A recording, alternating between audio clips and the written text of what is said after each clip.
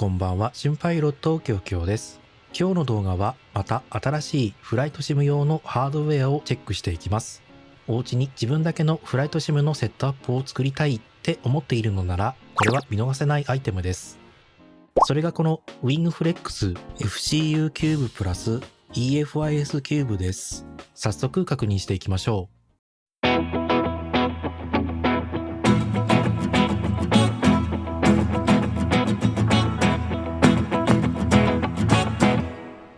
ここ最近は次世代のフライトシミュレーター、例えばマイクロソフトフライトシミュレーター2020、2024とか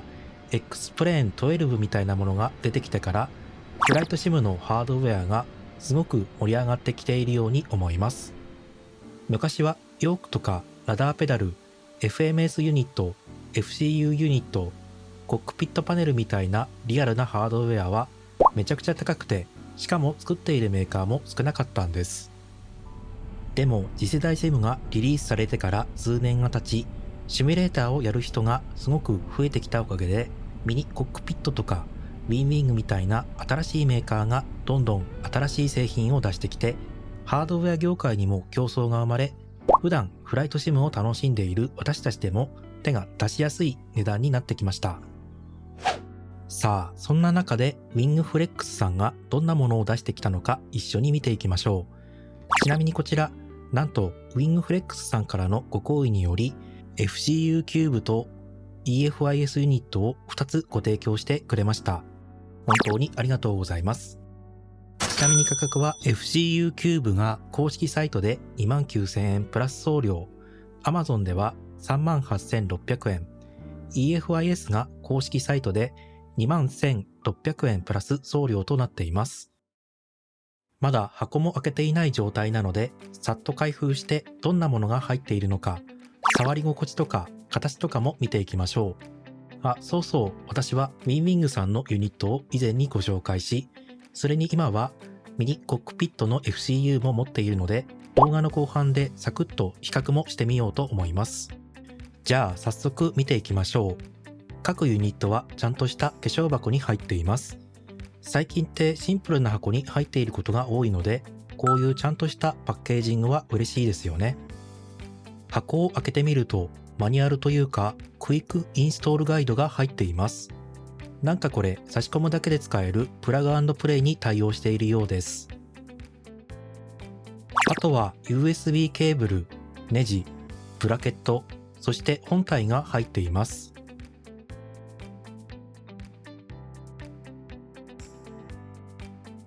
六角ドライバーまでついてくるんですね。多分本体とブラケットの固定に使うと思います。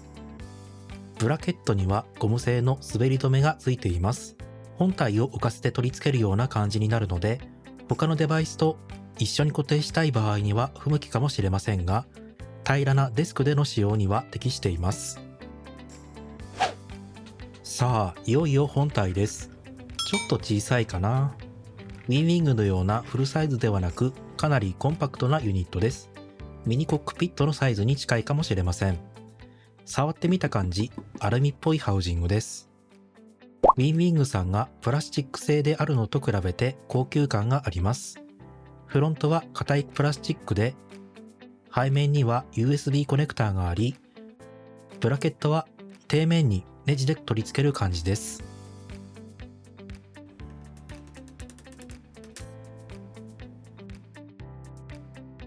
EFIS も開封してみましょう。こちらも全体的にコンパクトなサイズでありながら、バロノブ、VOR、ADF 切り替えスイッチ、フライトディレクター、マスターコーションスイッチなどがまとめられています。ブラケットや接続方法は FCU キューブと一緒です。ユニットの底面にはバックライト用のノブがあります。このノブを回すと EFIS ユニット側もバックライトが調整されるみたいです。後で Phoenix A320 を使いながら確認してみましょう。実際の航空機と同じように作られていますが、私の場合は手が大きいのでちょっとこの位置は使いにくいかなと思いました。ここは好みが分かれる点かもしれません。操作感はどうかというと、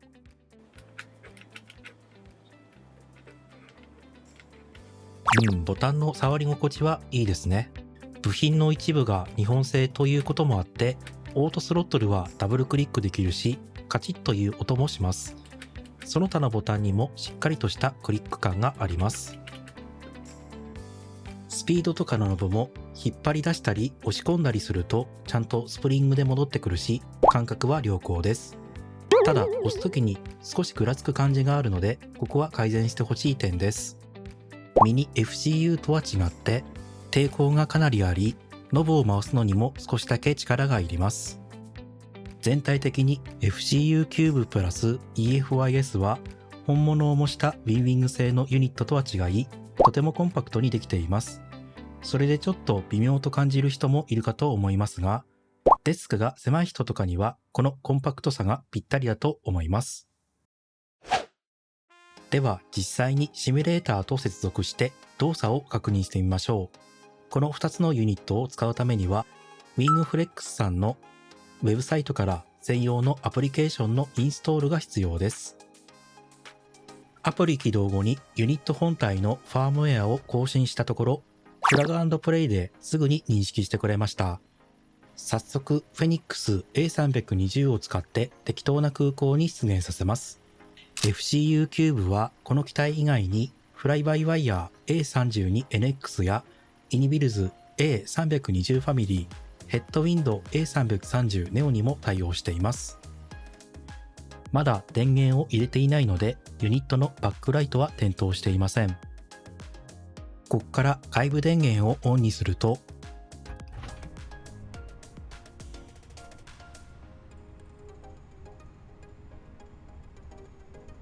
FCU と EFIS が起動する様子を見ることができます。AP1 とか AP2 のライトが点滅しており、かなりいい感じです。ヘディングからトラックモードへの変更とか、コードの変更とかも全部完璧に同期しています。全体的に作りもしっかりしているし、操作感も良く、セットアップも簡単でした。ライトの調整もこの通り機能します。他の2つのユニット、ミニコックピット FCU とウィンウィング FCU と比較してみましょう。ウィンウィング FCU はウィングフレックスよりもボタンの感触がわずかに滑らかで、クリックの感触もこちらの方が良いと感じます。ただし、ウィンウィングのユニットは幅がフルサイズであるため、より多くのデスクスペースを必要とします。ウィンウィングは主にプラスチック製で、ボタンのサイドが少し安っぽく感じるかもしれませんが、価格はウィングフレックスやミニコックピットよりも安価な約22,000円。非常に人気のある選択肢です。ミニコックピット FCU はウィングフレックスさんとサイズが非常に似ていますが、スタンドは付属せず、吸盤で固定するようになっています。奥行きはウィングフレックスさんの FCU キューブの方が短いです。ボタンを押した時の感覚はボタンのストローク量が多いウィングフレックスさんの方が上と感じました。ミニコックピットはこれらの3つのユニットの中で最も高価な 39,000 円プラス送料です。まとめると、私にはウィングフレックス FCU キューブプラス EFIS は本当に驚きでした。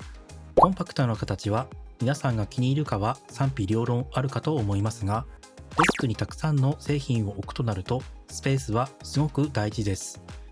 ウィングフレックスさんのユニットは小さいながらもクオリティが高く、十分価値があると思います。ちょっと気になるのが明るさのノブが底面にあるのと、押した時に本体が少しぐらつくので、マウントオプションはもう少し改善されるといいなと思いました。というわけで、ウィングフレックスのユニットをご紹介しました。ウィングフレックス FCU キューブは品質、操作感およびデスクスペースの効率性を考慮すると検討に値する優れた選択肢と言えます。もし気に入った方は購入してみてはいかがでしょうか。最後までご視聴いただきありがとうございました。また次の動画でお会いしましょう。それでは良いフライトを。